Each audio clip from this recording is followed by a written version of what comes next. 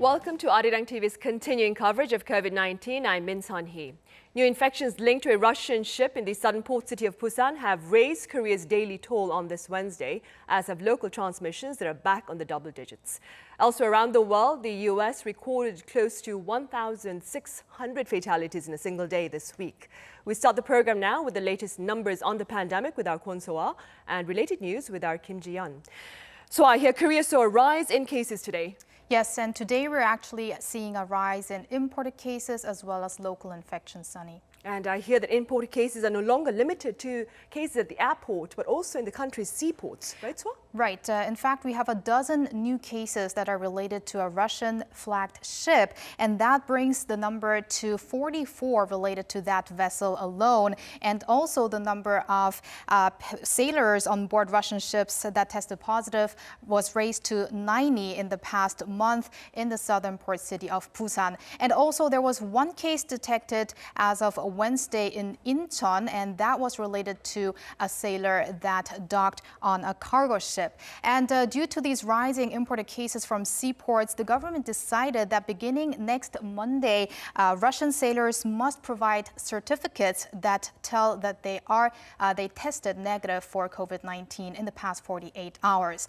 Now, due to these imported cases, of which we have 34 as of this Wednesday, we have a total of 48 new cases, raising the total accumulation to 14,251. The death toll remains unchanged at 300 from yesterday. 882 people remain in quarantine, and we have 62 new recoveries, with the total recoveries at 13,069.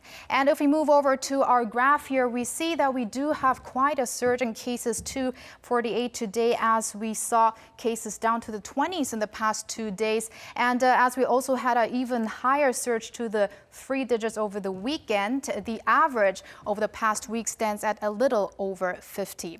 Now let's move over to our map to take a look at where the new cases occurred. We have 11 in Gyeonggi-do province, 3 in Incheon, and 9 in the capital Seoul, which means 23 in the metropolitan region alone, with 10 of these being imported cases.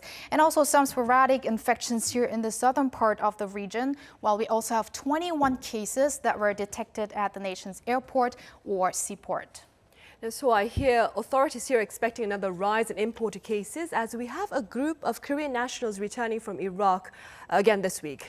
That's right, Sunny, and that because more South Korean nationals in Iraq have expressed their wish to return home, and that following almost 300 South Korean nationals who returned from Iraq just last week, and most of them being construction workers in that country. And according to the Korean Centers for Disease Control and Prevention, their earlier briefing today, around 70 residents are scheduled to arrive at Incheon International Airport on Friday morning on a temporary chartered flight. Now, upon arrival, passengers will be tested for COVID-19 either immediately at the airport or at temporary shelters. And those who test positive will be treated at medical facilities, and those who test negative will have to remain in self-isolation until mid-August, or to be exact, until the 14th of August. Meanwhile, on the international front, Soa, the U.S. recorded one of its highest daily death toll from COVID-19. Right. According to Johns Hopkins University data, the country reported almost 1,600 new cases in a day on Tuesday alone, and that is the highest figure in 2.5 months. Now, let's take a look at the overall figures. The U.S. had almost 4.5 million cases, and the U.S. actually had some 65,000 new infections in a day in the past 24 hours. It is a high number, but there is also a downward trend because the country has seen over 70,000 cases recently in just a day. Now, followed by Brazil at almost 2.5 million and India at more than 1.5 million cases. Here over in Mexico has surpassed the 400,000 mark. And also a country that might surpass that milestone soon is Peru. If we take a look here at our next table at 395,000. And if you take a look at the graph, the top 10 countries with the highest infections, that's until the UK, all have more than 300,000 total infections. And that is because we are adding some 250,000 cases on a daily basis, just like here in the past 24 hours, raising the total to 16.89 million and a total of 663,000 fatalities with over 7,000 new deaths. Meanwhile, 10.45 million people have now recovered from COVID-19. And those are the updates I have for now here domestically and abroad. Stay safe, everyone, wherever in the world you are. And back to you, Sunny. All right, so thank you for that. We'll see you again tomorrow. Now, the daily government briefing for the weekday has been has been slated, that is, for Mondays, Tuesdays, Thursdays and Fridays, and not on Wednesdays. Meanwhile, North Korea claims a man from South Korea who had earlier defected from the north returned to the reclusive regime with COVID-19. Officials here have refuted the claim, but questions remain as to why North Korean leader Kim Jong-un himself would make such an allegation. To answer this and more, I have our Defense Ministry correspondent Kim Ji-yeon here in the studio with me. Good to see you again. Good to be back. Right, Ji-yeon, let's begin with the details of this dramatic defection from the north into the south and then back again home. Right. Well, the South Korean police agency confirmed earlier this week that a 24-year-old man surnamed Kim, who defected to the South in 2017, has gone missing, and that the South Korean military later presumed that he had crossed into North Korea. He was last seen on July 18th in South Korea's northwestern region of Gangwon-do Island in Incheon, where his bag of personal items was collected. According to the military, the defector is believed to have swam through a waterway and barbed wire fence installed there to get across the border. His disappearance was kept under wraps by the South Korean authorities until Pyongyang mentioned it in a report last Sunday that the man had returned to the north. The North Korean Central News Agency reported that leader Kim Jong-un had convened an emergency Politburo meeting of the Workers' Party to adopt a, quote, maximum emergency system against the coronavirus, saying the defector had spread COVID-19 in the north. Since then, more about the man in question has been mentioned by the South Korean government this week, including the fact that he may have fled the country while being investigated by local police for a rape allegation. The military is conducting a thorough probe into the incident to see if there may have been any security loopholes along the inter-Korean border. Right. And as for Pyongyang's claim of the man being COVID-19 positive, Seoul has dismissed it. Yes. South Korean health authorities said the defector was not a COVID-19 patient, nor was he showing symptoms, refuting the North's claim that the defector caused an outbreak in the North. Listen to what was stated in a regular briefing held Monday. Up until now, the defector has not been identified as a confirmed or symptomatic patient according to our electronic system. We've carried out tests on 2 people who have been in frequent contact with the defector, but both tested negative for the virus. And according to a South Korean military source, apart from this case, there have been multiple attempts of defectors returning to the north that have gone unnoticed for years. Never had an incident like this brought this much attention of the North Korean regime, unless it's for propaganda purposes, especially having its leader referring to this in public.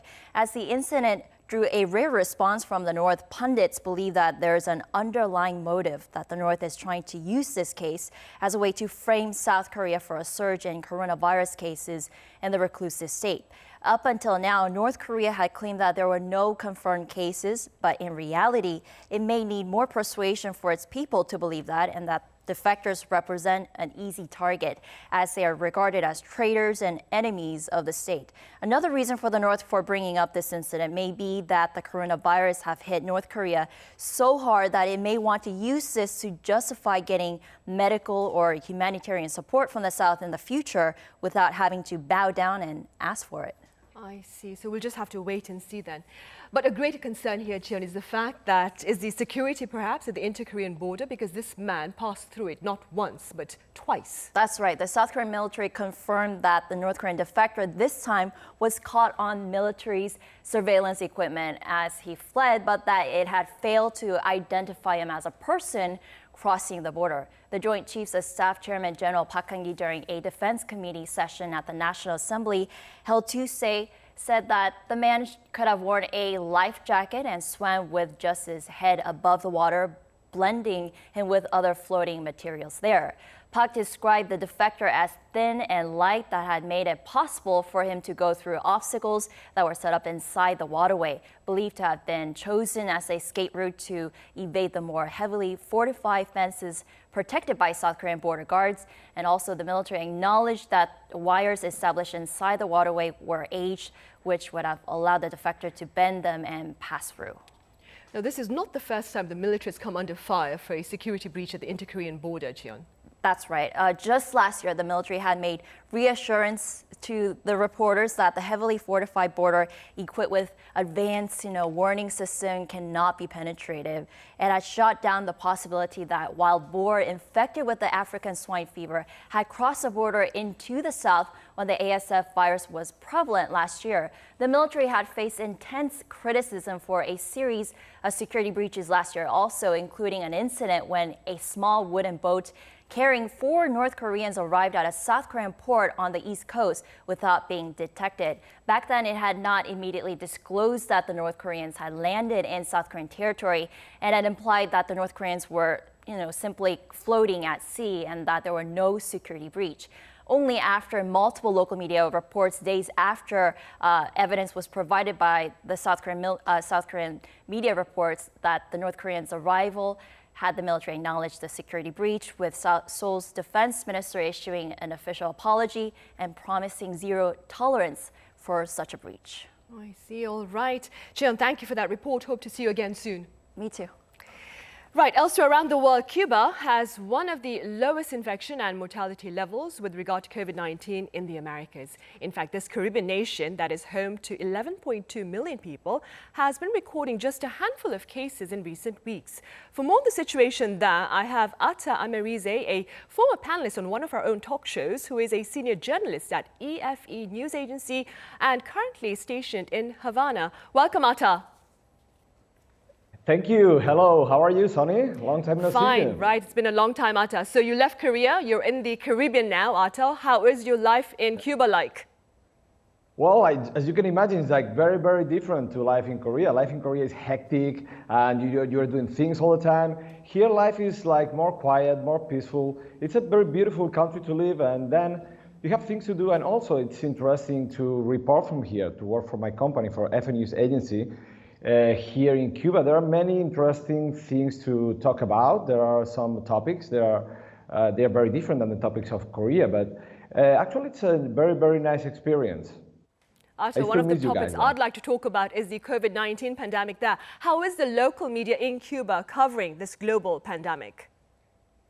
Well, we do as good as we can, we try to, well, I'm talking not only for me, as other media too. So we report on the cases and the daily cases every day. There is a briefing around like 9 a.m. every day. So we first report on the cases, and then we talk about stories related to COVID-19 here in Cuba. Like, for example, the situation of the economy, how people are dealing with it, the sanitary measures, what the government is doing, and all that can be related to the coronavirus and to the disease here in Cuba that has been hitting like every other country in the world for a few months.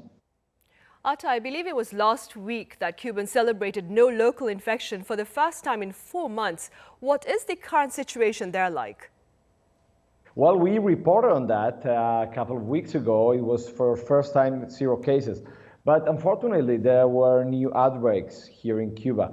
So now, today was like, there were like 17 cases. There have been, as I told you, like new outbreaks in Havana and other towns in the country.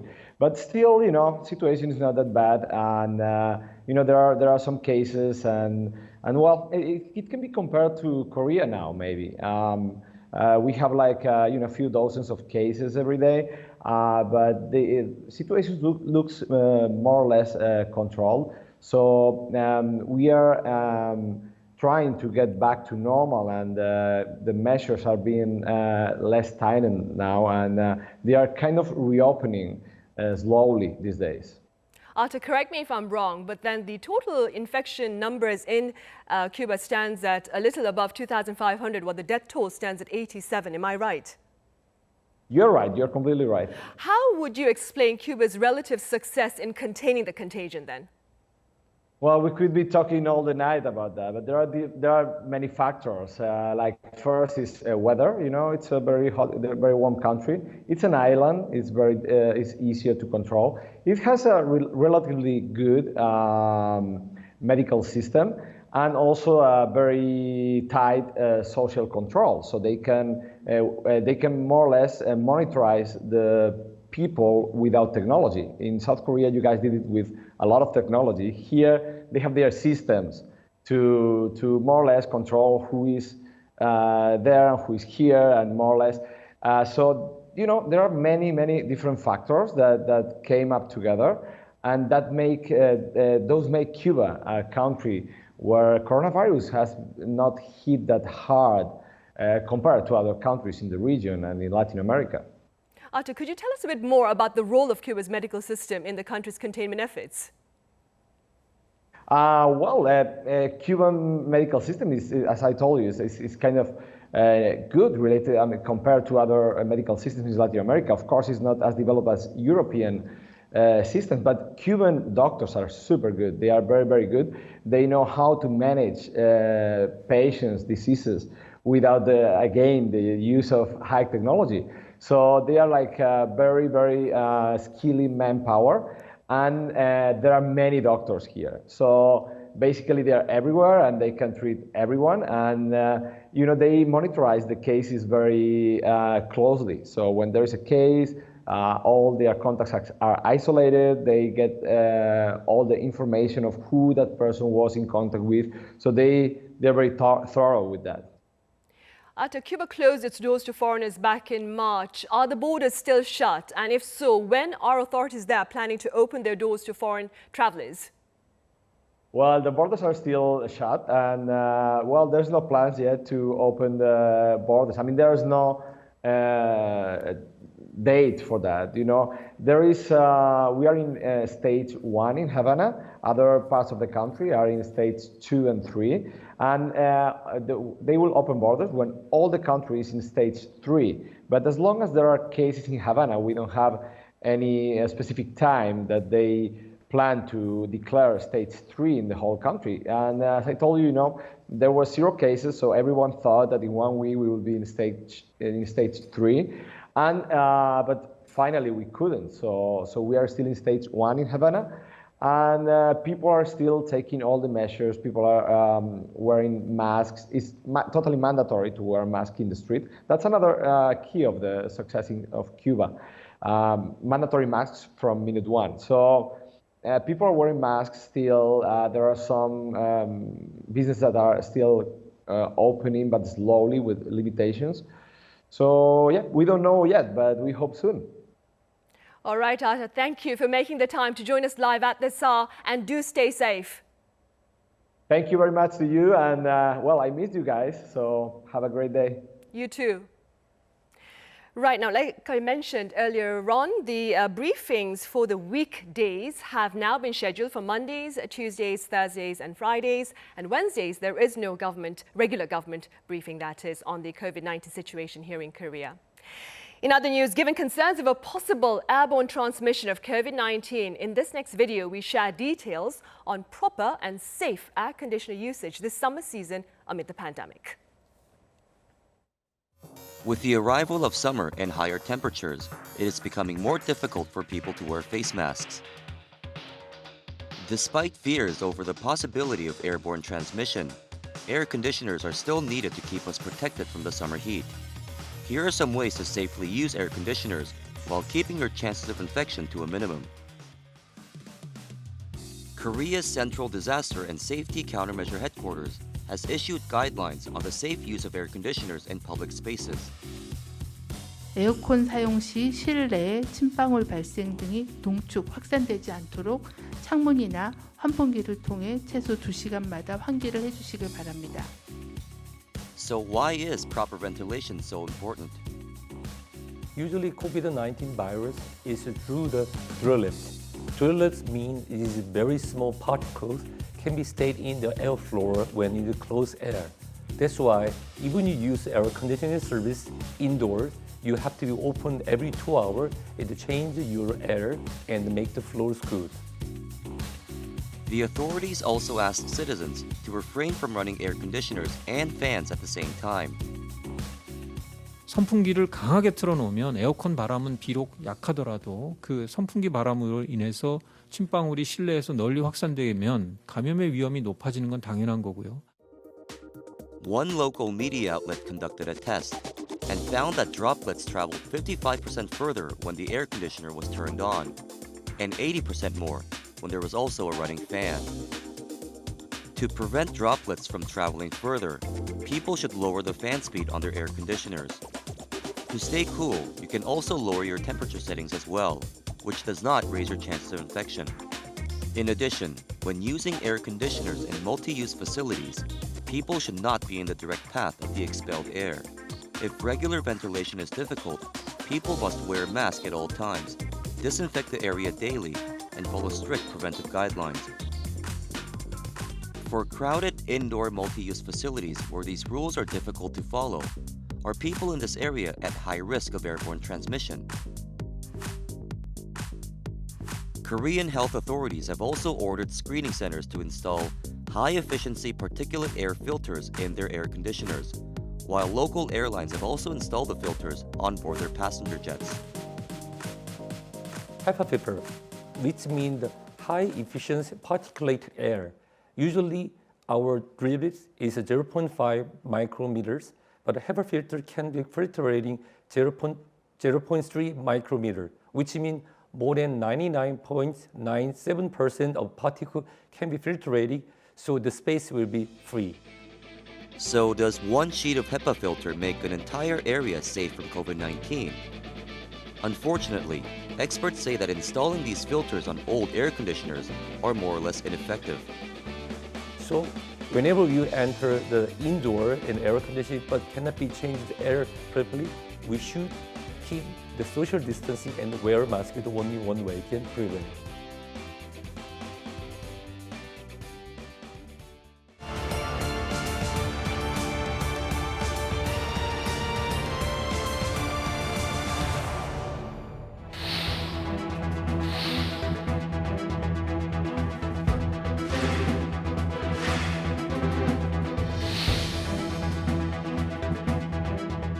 Almost 16 million cases have now been reported to WHO and more than 640,000 deaths.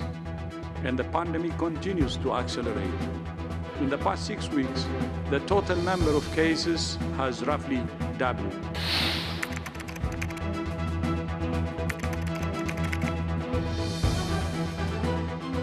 We are not prisoners of the pandemic. Every single one of us can make a difference. The future is in our hands.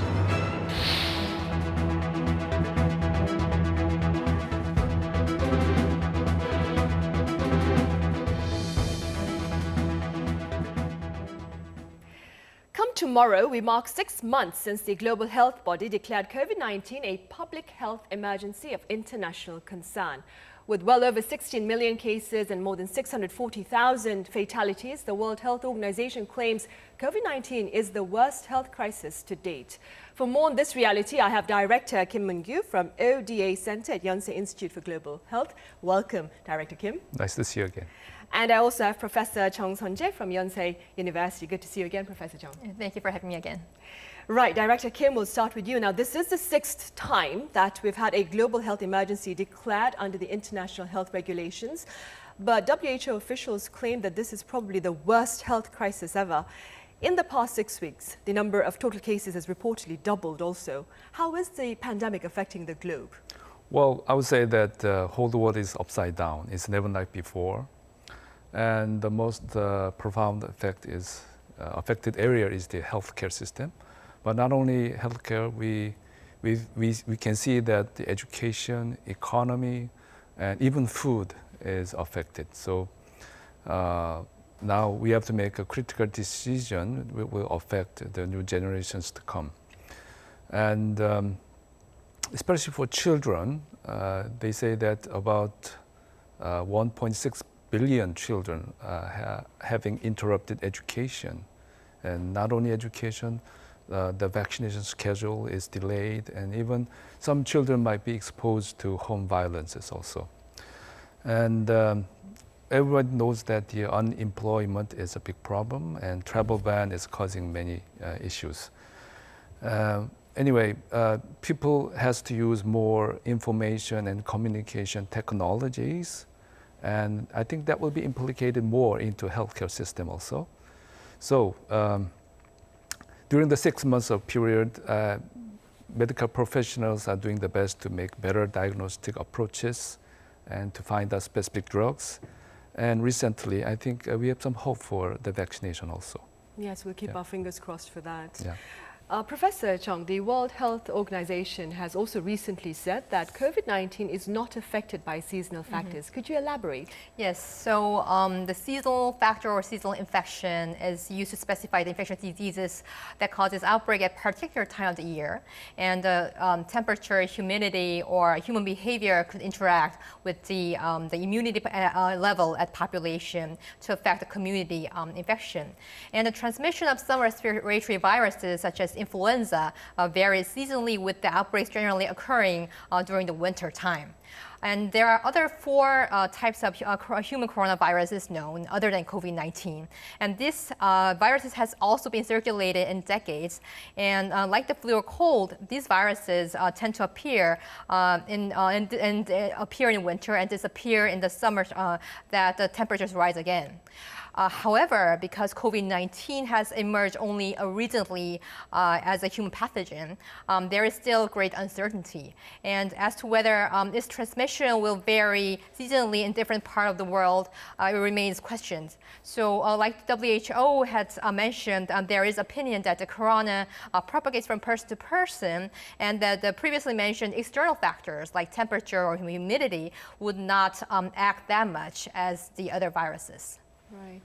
Director Kim, in recent days, compared to local infections, we have a surge in imported cases. Do you see the surge in imported cases as perhaps challenging Korea's containment efforts? And if that is the case, what efforts do we need to make more to better address the cases from overseas? Yeah, maybe or maybe not. But at first, we have to know what we are fighting against. We are fighting against the virus, not the infected person. So if you compare the protocol we have in Korea with other countries, I myself is working at the emergency department. When the patient comes to hospital or even the outpatient clinic, we don't have to deliver out the facial masks because everybody is already wearing the facial mask and they're good in hand hygiene, maybe in social distancing also.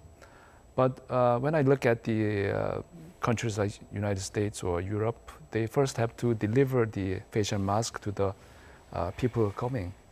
So that might be a factor that makes a difference between Korea and other countries.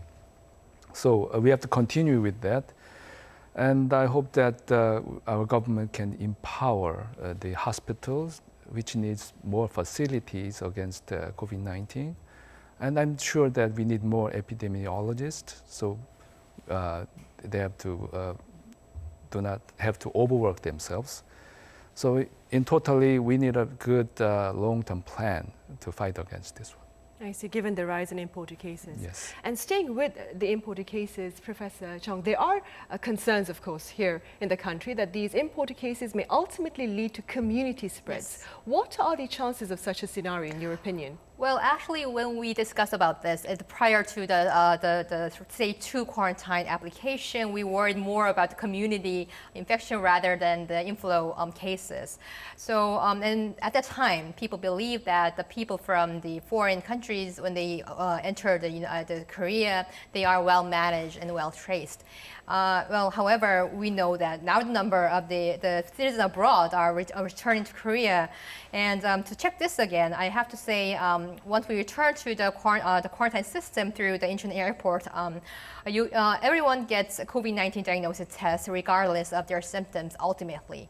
And if you're positive, then you will be transferred to the national medical institutions such as NMC or life treatment centers. And also if you are negative, but you can also be transferred to the temporarily living facilities and being monitored for 14 additional days. So I think this is a very thorough process. So I think the probability of the infection into the community seems to be lower than it is expected right now. I see. On a slightly, and I emphasize the word slightly, on a slightly brighter note, Professor Chung, it's been revealed, of course, that Korea's death rate compared to other countries is relatively low. We have 2.1% on average, if I'm not mistaken. And new findings also show that the rise in death rate here in Korea has dropped. Yes. Could you tell us more about that? Yes, so according to the data on this Monday, the fatality rate of the men was like 2.5%, and it was 1.8% in women. And also, this fatality rate was deferred by the age. So if you are over 70 years old, you might have the fatality rate more than 9%. However, if you are under 50 years old, you may have the fatality rate under 1%. So very big differences between this. So the fatality rate is calculated by the number of deaths, roughly divided by the number of the confirmed cases. So it can be said that the total fatality rate can be vary depending on the age of confirmed cases. So from the end of the May, the number of the confirmed cases increased about 26%. However, the death number increased only 10%. And people might question, okay, now this virus has been weakened or like by the virulence or pathology, but I rather say we have to check for the distribution of the age of this newly confirmed cases, because compared to the earlier stage at the infection in Korea, I think recent infections are more focused on the young generation, such as in Itaewon or as in the workplace where the young people gather. Now, Director Kim, as Professor Chung mentioned right now, there is talk that some believe, of course, that mutations of the virus may have rendered it less fatal or less deadly. What are your thoughts on this? Well, I think the virus itself has not changed. It's same. The coronavirus has a potential to mutate, and used to have to be like that. And this COVID-19 is also the same. But since we know more about this COVID-19 and more experience and clinical data are accumulating, we are becoming more wise, and we can pick out the patients who are at risk and who might turn out to be a real, severe case. So since our experience is accumulating, that might be one factor that we have a decreased fatality in Korea right now. But also we can look at the history, anecdotal evidence that, for example, Spanish flu, there were some outbreaks, but slowly they know the risk factors, who are at risk, who is not. So people can fight against that disease with that limited resources and time and everything. So that might be the factor that we have a lesser fatality right now. Then, Director Kim, would it be more reasonable perhaps to link the low fatality rate to the efforts of our medical healthcare workers and our authorities who are trying to prevent the further spread of the virus in the society? At least, I think so, yeah. I see. All right. Professor Chung, the US and Brazil and India account for more than half of the global infections. Is there a common reason behind the alarming rise in these three countries, do you think? Well, actually, I think a lot of factors can explain about the situation. And for the macro factors, I think the biggest factor would be like population density or medical infrastructure, a national surveillance system and quarantine process. And I think the country's population age structure and also some countries' GDP and health coverage would matter too. And along with this macro factors, we know that this COVID-19 outbreak is especially targeting the people who are in minor situations, such as socially vulnerable classes or the minority races. And social discrimination or job, education, income levels has been also known to be the factors that impacting this COVID-19 outbreak. And also the regional factors cannot be ignored because these factors are really heterogeneous with a strong territorial dimension and significant implication for crisis management and policy responses. Professor Chung, new research reportedly shows that COVID-19 virus, and this I found really scary, of course, disguises itself before attacking cells. Yeah. Can you tell us more about this finding and how that would affect perhaps efforts to find a vaccine or a cure? Yes, actually the study was published by the researchers at the University of Texas Health at San Antonio, US. And it was very meaningful because these researchers identified more specific structural models that explaining why it is very difficult to develop the COVID-19 vaccine. I think, but it is in the same context from the previous result that all the researchers has been raised before. And in fact, the coronavirus is RNA virus, which constantly changes in the transcription process and is well prone to mutation. Well, in fact, the RNA virus is known to be more likely to mutate like 1,000K times more than DNA virus. So, and this behavior makes the common infection among other species too, which we call zoonosis. And originally, the antibody targets the common structure, but the problem is that the structure which is targeted is constantly changing. So, and on the other side, developing vaccine itself is very arduous too, because current known general vaccines we know are developed through several years, through the animal test to human clinical trial phase 1 to 3.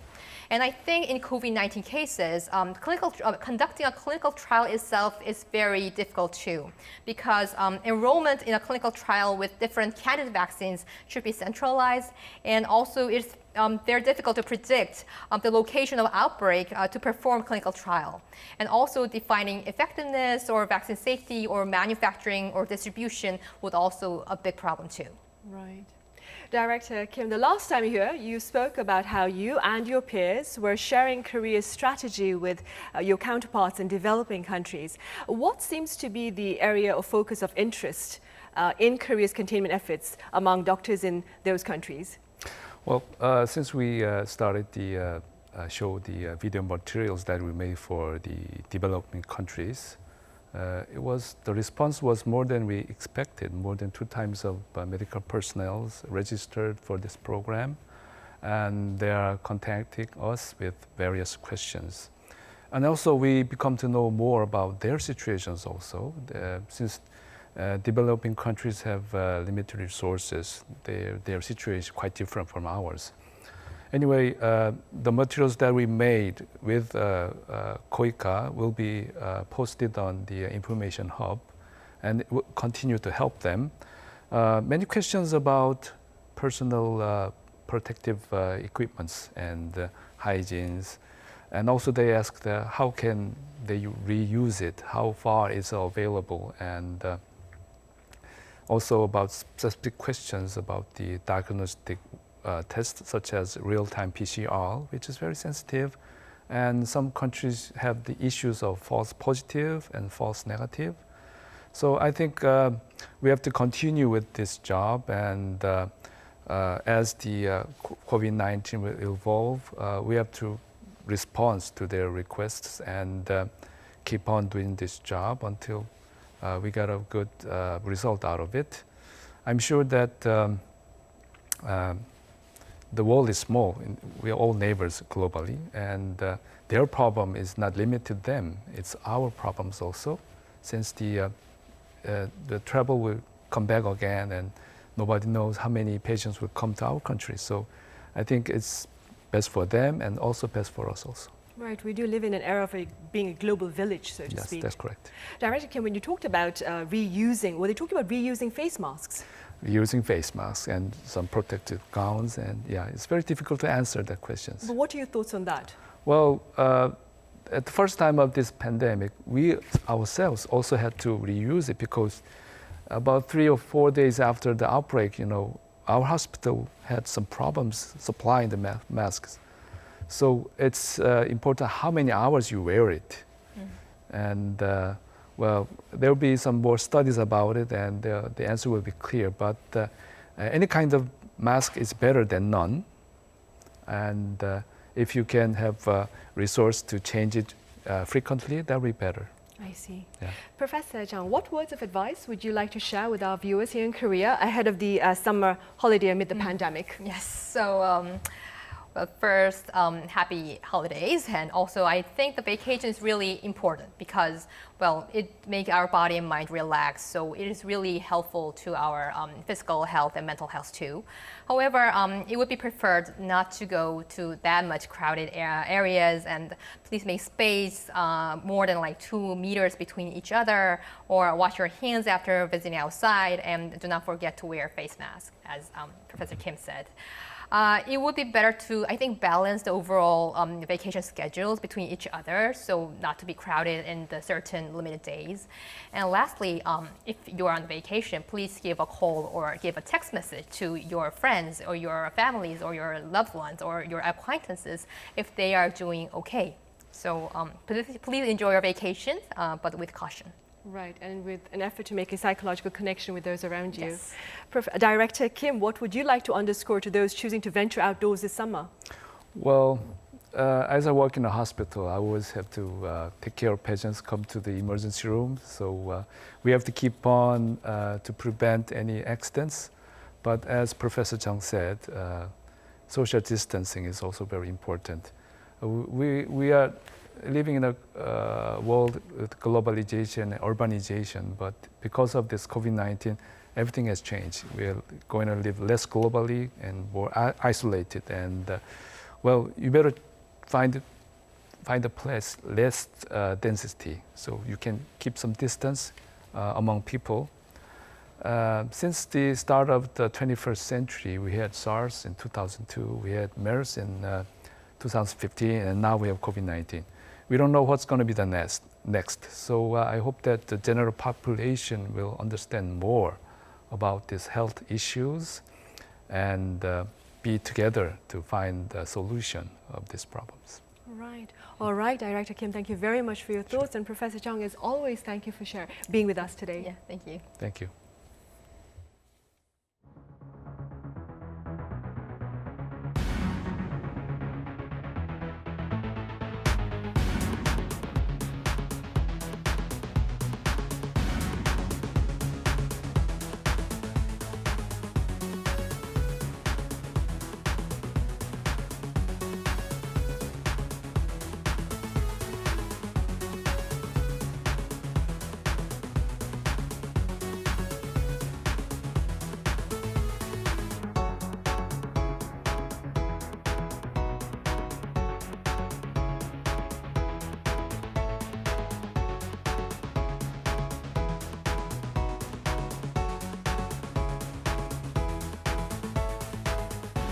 흰방울이 묻은 물체를 손으로 만진 후 그 오염된 손으로 본인의 눈, 코, 입을 만졌을 때 감염이 될 수가 있습니다.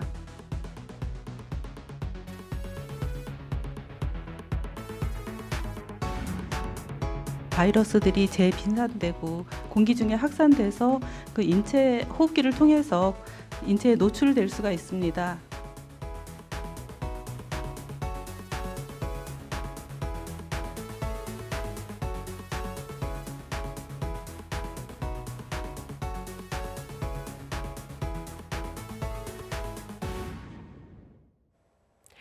And on that note, we end Wednesday's edition of COVID-19. Tomorrow, we touch upon the importance of leadership during times of hardship. In the meantime, do share your thoughts and inquiries with us through our social media accounts or homepage, arirang.com. Thank you for being with us.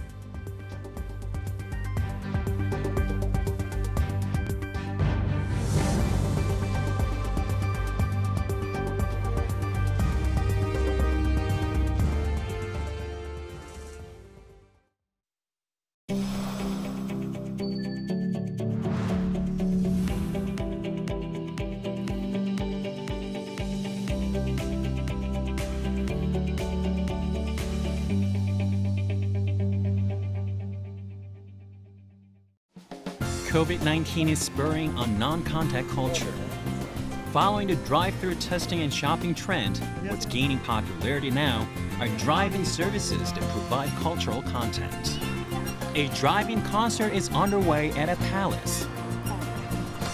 Spectators must adhere to prevention measures such as temperature checks, wearing masks, and social distancing. They can watch traditional performances from the comfort of their own cars at the outdoor parking lot. Despite the distance, the performance still strikes a chord in the audience. Spectators flash the lights of their mobile phones and cars. Enjoy driving traditional performances at an ancient palace. New normal, new challenges.